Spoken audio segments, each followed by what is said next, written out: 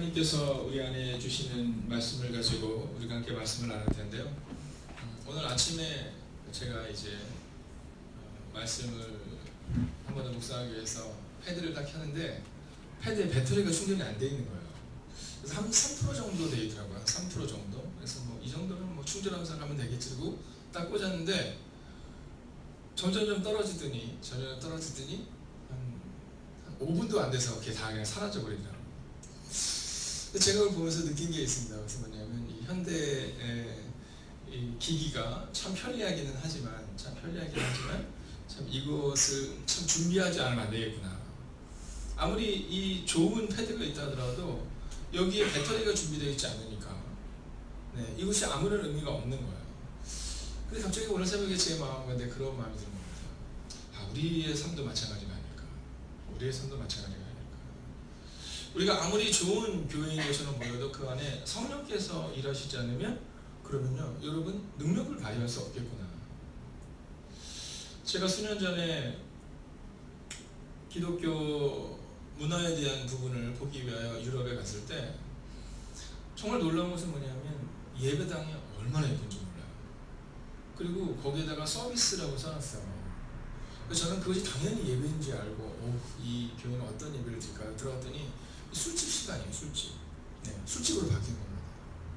얘기는 많이 들었지만 갔는데요 막 밴드가 음악을 하고 사람들이 부어라 마셔라 하고 있는데 이 아름다운 공간을 지을 때 어떤 마음으로 그 성전을 접했습니까?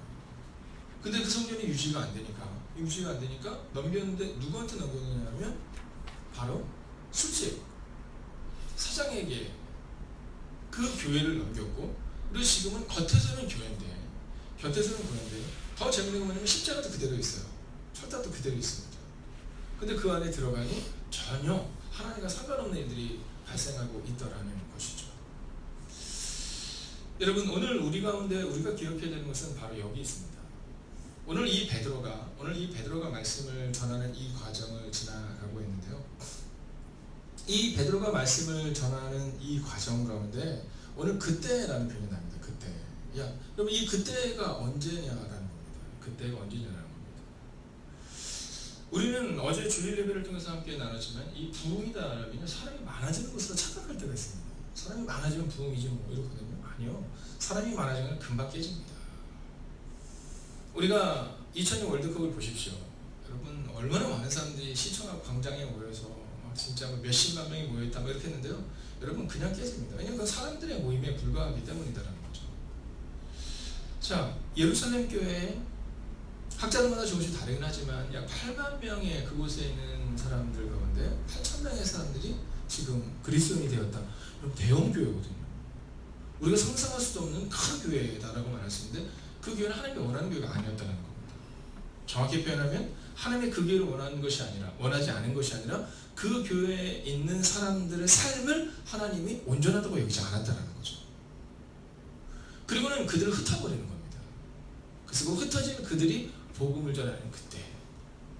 그리고 또한 그 일을 통해 하나님께서 사울이라는 사람을 인격적으로 만나셔서 그의 삶 가운데 거룩한 변화가 일어나고, 그리고 그를 통해서 또한 예루살렘 교회에 부흥이 일어나는, 다시금 일어나는 그때, 바로 그때를 말하고 있는 겁니다. 여러분 근데 그때를 주목해 보시면서 오늘 그곳에 얼마나 많은 사람들이 흩어져서 복음을 전하고 있어요. 근데 성경은 늘 한 사람에게 주목합니다. 여러분 오늘 여러분들이 하나님 앞에 집중해야 되는 이유가 여기에 있는 겁니다. 여러분들이 하나님 앞에서 집중하여서 오늘 하나님 앞에 서야 하는 이유가 오늘 그때에, 즉 하나님의 역사가 나타나는 그때가 바로 2000년 전으로 끝나는 것이 아니라, 그때라는 것은 뭐냐면 성령님의 일하는 그때 하나님의 역사가 나타났다는 것을 말하고 있는 겁니다. 아멘. 그러면 그때는 언제일까요? 바로 오늘이라는 거죠. 오늘. 그때는 바로 지금 이 순간이다라는 겁니다. 여러분 똑같은 상황이지만 그때가 지금이 아니다라는 마음을 갖고 있잖아요. 지금은 하나님의 역사가 일어나지 않는 때이다 라고 생각을 하면, 그러면 사실은 우리는 어떤 일도 할 수 없는 겁니다. 정말 우리 가운데 필요한 것은 뭐냐면 그때, 즉 오늘 이 시간 하나님의 역사가 나의 삶마다 나타날 것이다 라는 믿음을 갖는 거예요. 근데 그때가 오늘이다, 그때가 지금이다, 그때가 나다 라는 마음을 갖기가 참 어렵습니다.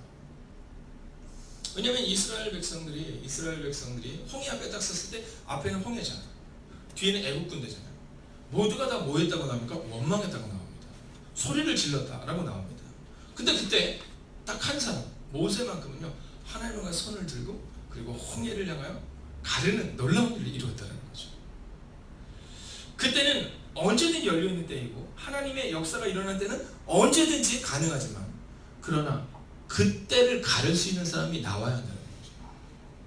골리앗 앞에 다윗을 보십시오. 골리앗 앞에 다윗의 마음도 마찬가지입니다. 다 안 된다고 말하는 그때 다윗은 하나님의 이름으로 만군의 여호와 이름으로 나아가는 거예요. 거기 있는 수만의 군사들이 우리는 다 틀렸다라고 말하는 그때, 우리는 할 수 있다라고 말하는 그때, 여러분 때는 같지만 다윗이 등장한 그때, 모세가 등장한 그때라는 겁니다. 여러분 갈멜산의 전투는 어땠습니까? 영적 전쟁이 일어나고 있습니다. 850대 1에 여러분 바알을 섬기고 아세라를 섬기고 우상을 섬기는 이들과 그리고 엘리야와의 전쟁 가운데 있을 때, 여러분 850대 1의 싸움 가운데 이스라엘 백성들 어떻게 합니까? 구경꾼인 겁니다. 구경꾼. 잘하나 보자 뭐 이러는 거죠. 잘하나 보자. 여러분 오늘 이 수업도 마찬가지입니다. 믿음을 가지고 온 것처럼 보이지만 잘하나 보자 그냥 보는 겁니다. 여러분 하나님의 역사를 기대하는 것보다는 오늘 진짜 하나님이 내 삶 가운데 일하실까? 하나님이 일하시나 한번 볼까? 이런 마음이 아니라 하나님이 오늘 이 아침 시간 우리 가운데 일하실 것이다. 여러분 그때의 마음을 가지고 오늘 우리가 설 수 있어야 한다는 겁니다. 두 번째는 베드로가 그곳에 있었다는 사실입니다. 여러분 여기 나오는 이 베드로가라는 표현에 우리가 한번 주목해 보셔야 되는데요. 성경에는 늘 하나님의 때를 가르는 사람이 나타납니다. 홍해 앞에 모세처럼, 골리앗 앞에 다윗처럼. 여러분 바알 앞에 무릎 꿇지 아니하였던 엘리야처럼 바로 베드로와 같은 한 사람이 등장해야 한다는 겁니다. 여러분 오늘 우리의 마음 가운데 그때 베드로라는 사람이 등장할 수 있었던 것처럼 오늘 이 새벽 하나님이 우리 가운데 원하시는 것은 바로 여기 있습니다. 하나님이 찾는 베드로가 있을 때 어떻게 반전이 일어날 수 있는가? 여러분 우리는 우리 인생에 늘 반전을 꿈꾸면서 살거든요. 이 반전이 일어날 수 있는 것은 바로 하나님의 때에 하나님의 사람이 등장해야 한다라는 겁니다. 그래서 오늘 내가 베드로인가 아닌가를 우리가 함께 살펴볼 수 있어야 한다라는 거죠. 여러분 우리의 마음 가운데 오늘 이 말씀 앞에서 합니다. 내가 베드로인가 아닌가? 여러분 그 땅에 수십만 명의 사람들이 있었다? 그래서 반전이 일어나지 않습니다. 그 땅에 수백만 명의 사람들이 있었다. 그래서 반전이 일어나는 게 아닙니다. 그곳에 하나님의 사람이 있느냐라는 겁니다. 홍해 앞에서 발버둥 치는 그 사람들이 수십만 명이었다, 수만 명이었다, 이게 중요한 것이 아니라 거기에 모세가 있었기 때문이고요. 오늘 이 하나님의 기적이 일어나는 이곳에는 바로 베드로가 있었기 때문이다라는 겁니다. 사랑하시는 여러분, 오늘 이 새벽 이 시간 우리의 마음 가운데 오늘 이 마음을 잊지 말아야 됩니다. 오늘 우리가 정말로 우리 인생의 반전을 꿈꾼다면 오늘 우리의 마음 가운데 베드로와 같은 마음을 가지고 갈 수 있어야 된다는 거죠. 아멘. 그러니 베드로는 어떤 마음을 가지고 어떻게 살았느냐라는 겁니다. 여러분 그 얘기는요, 오늘 본문을 보시면 그때 베드로가 사방으로 두루 다니다가 여기 주목하셔야 됩니다. 이 베드로는 열심히 있는 사람이었다는 겁니다. 열심히 있는 사람. 여러분 사방으로 두루 다니다가 라는 이 표현에 오늘 주목하셔야 합니다. 성령께서 일하실 때 바로 그때 베드로가 일할 때 어떻게 일을 했냐? 그는 사방으로 두루 다니는 열심히 그에게 있었다는 겁니다. 예수님께서 제자들에게 예언을 통해 말씀하실 때 잃어버린 양을 찾기 위해서 어떻게 가느냐라는 표현을 쓸 때 들로 산으로 이런 표현이 나옵니다. 여러분 잔치집을 채우기 위해서 어떻게 들로 산으로 사람들을 찾아다니는 그 장면을 오늘 우리 가운데 기록하고 있다라는 거죠. 오늘 이 베드로가 어땠습니까? 바로 예수님의 그 모습과 같았습니다. 예수님께서 이스라엘 전역을 다니시면서 잃어버린 한 마리의 양을 찾기 위해 내가 이곳에 왔다라고 말씀하신 것처럼 오늘 베드로도 사방으로 두루 다니며 그렇게 복음을 향해 나아가고 있다라는 겁니다. 사랑하시는 여러분, 오늘 우리에게 이 새벽 이 시간 우리가 정말 반전을 꿈꾼다면 우리에게 이 열심히 있는 것을 돌아보셔야 합니다. 우리 마음 가운데 이 베드로처럼 나의 마음이 정말 주님의 나라를 위해서 사방으로 두루 다니고 있는가? 오늘 이 베드로는 사방으로 도망다니는 것이 아니라 사방으로 두루다니며 오직 하나님의 사람과 복음을 위해 살아가고 있다라는 거죠. 그리고 이제 마지막으로 반전이 어떻게 일어나는지 장소에 대한 문제가 나옵니다. 오늘 32절을 우리가 다시 한번 읽어보겠습니다. 함께 읽습니다. 시작. 그때 베드로가 사방으로 두루 다니다가 루다에 사는 성도들에게도 내려갔더니. 아멘. 자, 루다라는 지역이 나옵니다. 이 루다라는 지역이 나오는데요. 자, 이 루다라는 지역에 대해서 나올 때 하나님께서 우리 가운데 주시는 장소가 있어요. 저는 베드로가 사방으로 두루 다니고 있는데, 열심을 해서 찾아다니고 있는데 루다라는 곳에 내려갑니다. 그리고 이제 내일부터 우리가 함께 조금 더 자세하게 보게 되겠지만, 이 루다라는 곳에서 하나님의 거룩한 역사 에니야가 일어나는 일들이 일어나게 됩니다. 여러분, 오늘 하나님이 우리 가운데 찾고 있는 장소가 있어요. 그것은 뭐냐면 하나님의 일을 할 수 있는 그 장소를 우리가 있기를 원하신다는 겁니다. 그래서 오늘부터 이번 한 주간은 우리가 어디에 있는가를 여러분 한번 점검하셔야 합니다.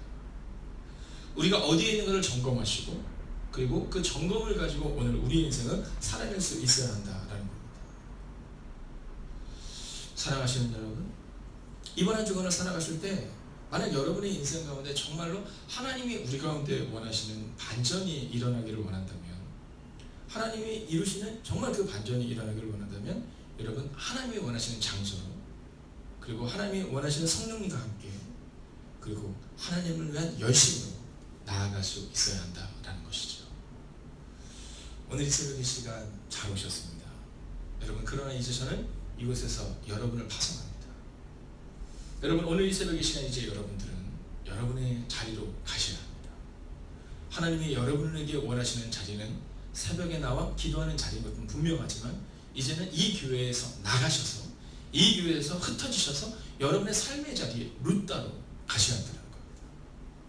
누군가가 아파하고, 누군가가 일어나지 못하고, 누군가가 절망하고 있는 그곳으로 여러분 가셔서 오늘 여러분의 인생 가운데 있는 그 놀랍고 위대한 일들을 이루시는, 여러분 다들 안 된다고 말하는 그때 하나님의 사람들은 하나님의 역사를 이루었던 거죠.